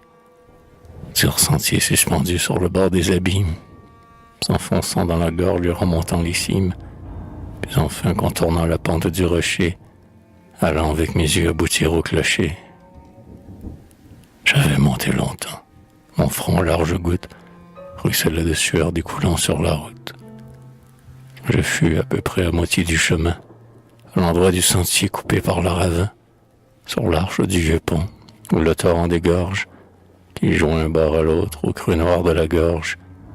Sur le pied de la croix qui s'élève au milieu, je m'assis un moment pour respirer un peu. Un silence complet endormait la nature. Le torrent desséché s'étendait sans murmure. Je comptais les rochers de son lit peu profond, par la lune baignée, blanchissant jusqu'au fond. Et dans l'air de la nuit, sans haleine et sans voile, on aurait entendu palpiter les étoiles. Je fus tiré du sein de ma réflexion par un étrange bruit de respiration. J'écoutais, c'était bien une pénible haleine qui sortait, sous le pont, d'une poitrine humaine, et qu'au fond du ravin, de moment en moment, entrecoupait un faible et sourd gémissement. Je refuse un instant le souffle à ma poitrine. Au bas du parapet, l'œil tendu, je m'incline. Je regarde, j'appelle, et rien ne me répond.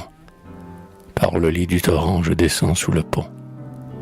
La lune en inondait l'arche basse et profonde, où ses rayons tremblaient sur le sable au lieu d'ondes, et, répandant assez de jour pour l'éclairer, laissait l'œil et les pas libres d'y pénétrer. Des ronces et des joncs écartant quelques tiges, j'entrai d'un pas tremblant sous cette arche. Que vis-je? Un jeune homme, le corps sur le sable étendu, le frisson de la mort sur sa peau répandue. Sans regard et sans voix, je brasse sur quelque chose de long, d'étroit, de blond, qui près de lui repose, et que, dans son instinct, sa main, ouverte encore, semblait contre son cœur pressé comme un trésor. Je recule d'un pas, la pitié me rapproche. Recueillant un peu d'eau dans le creux d'une roche, j'en baigne avec la main son front évanoui. Il ouvre un œil mourant, par la lune éblouie. Jette un regard confus sur mon habit, regarde, si rien n'a déplacé le long fardeau qu'il garde. Cherche en vain dans sa voix un mot pour me bénir, se met sur son séant et ne peut s'y tenir. Je lui fis avec peine avaler une goutte d'un flacon de vin vieux que j'avais pour ma route. Et quand il reprit ses forces à demi, « Que faites-vous ici ?» lui dis-je, mon ami, « sous cette arche, à cette heure? Êtes-vous un coupable que son crime poursuit? Ou quelque misérable qui, n'ayant plus de toit pour abriter son front, pendant les nuits d'hiver, se cache sous le pont? Coupable ou malheureux, vous n'avez rien à taire. Pardonnez, soulagez, c'est tout mon ministère. Je suis l'œil et la main et l'oreille de Dieu, sa providence à tous, le curé de ce lieu. » Un éclair, à ce nom, parcourut son visage. Il joignit ses deux mains. « Le curé du village, vous » s'écria-t-il. « Ne me trompez-vous pas? Ah, c'est Dieu qui nous a jetés là sous vos pas. Oh, bon samaritain, c'est lui qui vous envoie. Arrivez jusqu'à vous, puis mourir avec joie. Qu'attendez-vous de moi, lui dis-je. Hélas, voyez ce qu'en tombant je dépose à vos pieds. » Et, retirant son corps, qui projetait une ombre sur le côté de l'arche et du fardeau plus sombre, je vis sur la poussière un grand coffre de bois. Un lambeau de lin blanc en couvrait les parois. Une croix de drap noir, petite, inaperçue, du côté le plus large au lin était cousue. Une image de sainte au bas, avec des lys, comme le pauvre peuple en suspens à ses lits. Un rameau de bruis sec, plus haut une couronne, de ces fleurs de papier qu'aux fiançailles l'on donne, que tresse un fil de cuivre aux oripeaux d'argent, pauvre luxe fané de l'amour indigent. À ces signes, hélas, si présents à mon âme, je reconnus soudain le cercueil d'une femme. Malheureux, m'écriai-je en un premier transport. Parlez, que faisiez-vous? Profaniez-vous la mort? Vouliez-vous dérober au tombeau son mystère? Osiez-vous disputer sa dépouille à la terre? Son front, à ce soupçon, se redressa d'horreur. Il joignit ses deux mains sur le corps. Ah, monsieur, moi, profaner la mort et dépouiller la tombe. Ah, si, depuis 2 jours, sous ce poids je succombe, c'est pour n'avoir pu des vivants obtenir une main de l'autel qui voulut la bénir, une prière à part, hélas, pour sa pauvre âme. Cette bière est à moi, cette morte est ma femme. Expliquez-vous, lui dis-je, et sur ce cher linceul, s'il est vrai, mon enfant, vous ne prierez pas seul. Mes larmes tomberont du cœur avec les vôtres. Je n'en ai plus pour moi, mais j'en ai pour les autres. Je m'assis près du corps, dans le lit du torrent.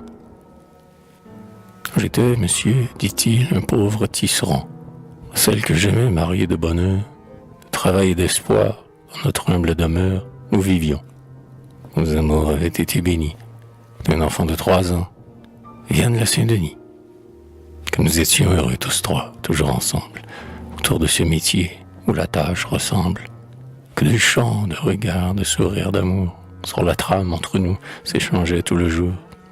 Ma femme à mes côtés, travaillant l'aiguille, me passant la navette, et la petite fille, mon métier déjà comprenant les outils, garnissant les fuseaux ou dévidant les fils.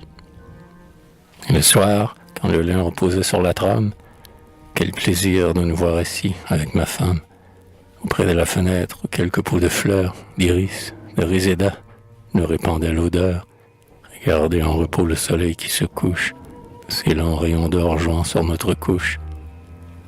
Manger sur nos genoux nos fruits et notre pain, nous agacer du coude, nous prendre la main, pendant que l'un de nous, de son pied qu'il soulève, berçait dans son berceau l'enfant riant d'un rêve. Ah, monsieur, il me semble encore que je les vois. Cette image me tue et me coupe la voix. Le travail allait bien alors. Chaque semaine, le salaire assidu suffisait à la peine. La toile ne manquait jamais sur le métier. Et nous pouvions manger notre pain tout entier. Nous n'avions, bon Dieu, que des grâces à rendre. Aussi, que le bonheur rend la prière tendre. Et combien dans nos yeux de larmes de bonheur, nous cédons tous les soirs en des grâces au Seigneur. Hélas, ce temps fut court. Dieu, du fond de l'abîme, fit souffler dans les airs le mal qui nous décime. Nos voisins tour à tour succombaient à ses coups, et d'étage en étage il monta jusqu'à nous. Respirant la première une fièvre brûlante, comme un tendre bourgeon qui gèle avant la plante, notre enfant entre nous mourut en un clin d'œil. Je vendis sa croix d'or pour avoir un cercueil. Sa mère de ses mains allumit sa robe blanche, la para pour la mort comme pour un dimanche, et, le couvrant 100 fois de baisers et de pleurs, jonchant ses beaux pieds joints des débris de nos fleurs, son dernier bijou lui fit le sacrifice, pour que, comme au grand mort, on lui fit un service. Moi-même, dépouillant mon unique trésor, arrachant de mon doigt, hélas, mon anneau d'or, j'achetai du gardien de la funèbre enceinte la fosse de 3 pieds creusée en terre sainte. Le mâle dans la maison une fois introduit, ma femme entre mes bras mourut la même nuit. Sans or, sans médecin, sans prêtre, sans remède, je ne puis qu'appeler tous les saints à son aide. Chauffer ses pieds froids de mon corps, dans mes bras, à disputer longtemps, souffle à souffle, au trépas. Souvent, dans cette nuit de l'angoisse mortelle, en me serrant la main, « Promets-moi, me dit-elle, que tu ne laisseras jamais jeter mon corps, sans bière et sans tombeau dans le fossé des morts, mais que tu feras faire un service à l'église, pour que plus vite au ciel notre ange nous conduise, et que, plus près de Dieu, pour toi priant là-haut, nous puissions à nous deux te rappeler plus tôt. » Je lui promis, mon père, et sur cette promesse, son âme s'en alla toute heureuse en caresse.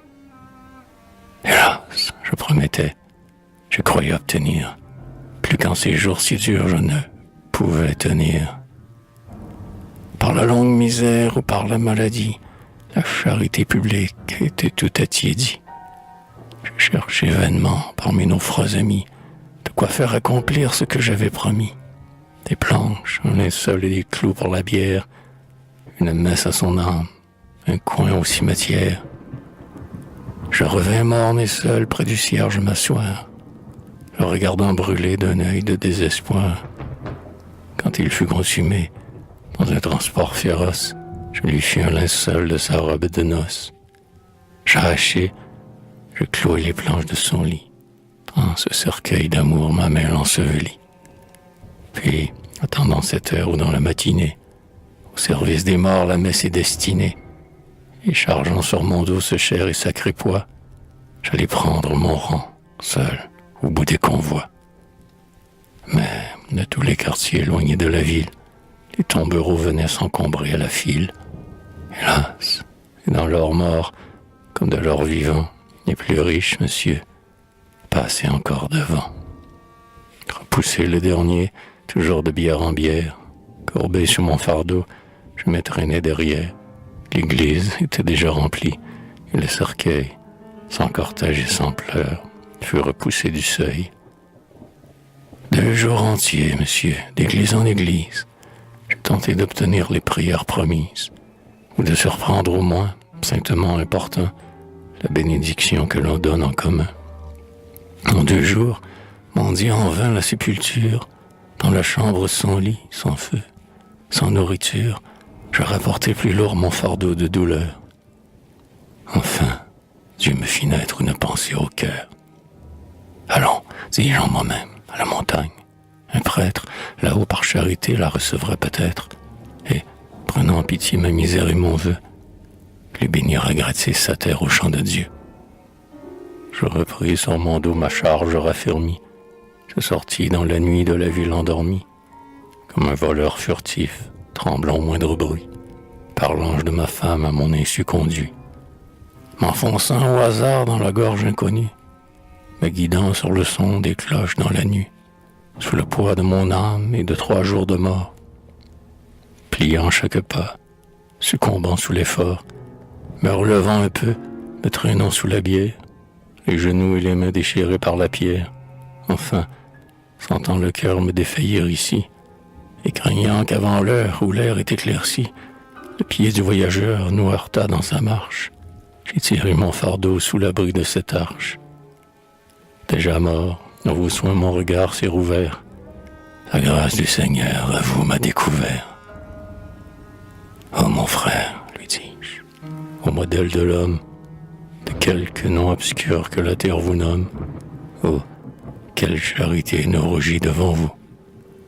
Ah, ce tant de fléaux qui s'acharnent sur nous, quand l'homme que l'on jette et traîne sur la clé n'est plus qu'un vil fumier qu'un fossoyeur balai, et qui la terre même a fermé le tombeau, pour le cœur contristé, qu'il est doux, qu'il est beau, de voir l'humanité dans une classe obscure, par de semblables traits révéler sa nature, conserver à la mort tant de fidélité, ne voir dans le cercueil que l'immortalité. Et combien on est fier, dans ce poids de misère, d'être homme avec cet homme et de le nommer frère. Ah, venez avec moi, courage, levez-vous. L'ange de vos amours marchera devant nous. À la terre de Dieu, je porterai moi-même ce corps dont l'âme au ciel vous regarde et vous aime. Je creuserai sa fosse à l'ombre du Seigneur. Je ferai pour ses eaux comme pour une sœur. Mais, oh mon cher enfant, consolez-vous, son âme n'a pas besoin là-haut que ma voix la réclame. Regarde celui qu'un soupir satisfait, quelle prière vaut ce que vous avez fait. Quel office, ô mon fils, de cette nuit mortelle, cette route, ce sang, cette sueur pour elle. Ah, dans son saint trésor, Dieu n'a jamais compté des tribus qui vers lui plus suaves et montées. Venez, nous n'avons plus qu'à la rendre à la terre. La nuit baisse et le jour, cachons lui ce mystère. Et prenant un côté du cercueil sous mon bras, le jeune homme prit l'autre, et, mesurant nos pas, par ces rudes sentiers lentement nous montâmes. Nos membres fléchissants s'appuyaient sur nos âmes.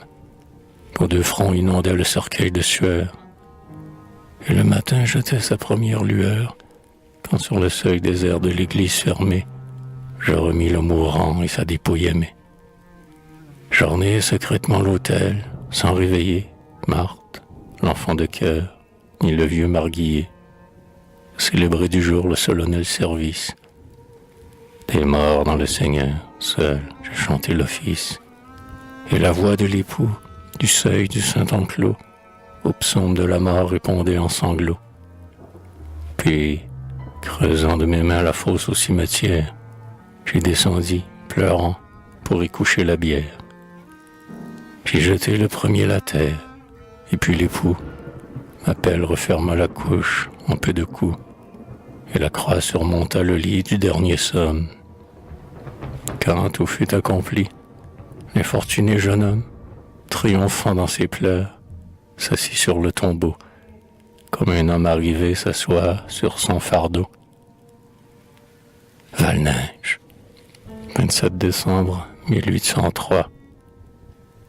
Il est mort ce matin. Oh, paix à sa pauvre âme. Je rouvrirai pour lui la couche où dort sa femme.